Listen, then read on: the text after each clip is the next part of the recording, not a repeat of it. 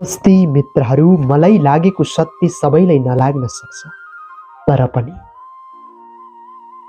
कोही पनि व्यक्तिले कसैलाई सुधार्न सक्दैन। आफू भित्रबाट म जस्तो छु, मैले मलाई, तपाईले तपाईलाई स्वीकार्न सक्नु, त्यहीबाट शान्ति उत्पन्न हुन्छ।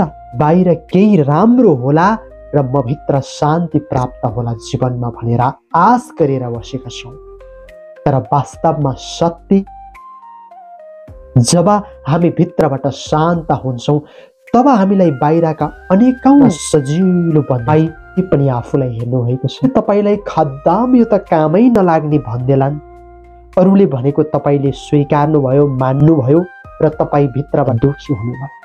नुस् न एकचोटि भित्र अरूले भने जस्तो तपाई नहुन पनि सक्नुहुन्छ। कस्तो व्यक्ति छु, गल्ती गर्नै हुँदैन तैले, अरूले भन्नु होला। गर्दै जाँदाखेरि तपाईमा गल्ती पनि हुन सक्छ, कतिपय तपाईले नछुतो हुनुहुन्छ।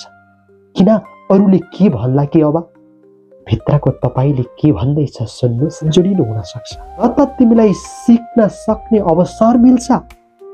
बाट राम्रो भए पनि स्वीकार्ने, नराम्रो भए पनि स्वीकार्ने, त्यहीबाट शान्ति उत्पन्न हुन्छ। हामी शान्तमा रहन्छौं तब हामीलाई अरू व्यक्तिलाई स्वीकार्न पनि सजिलो, व्यक्तिसँग मिल्न पनि सजिलो हुन्छ जब हामीले आफूभित्रको शान्ति प्राप्त गर्छौं। हामीलाई यो भ्रम छ व्यक्ति ठीक भयो भने मात्रै म भित्र ठीक हुन्छ। किन हामी भित्र जब ठीक हुन्छौं अरू व्यक्ति हामीलाई ठीक लाग्छ।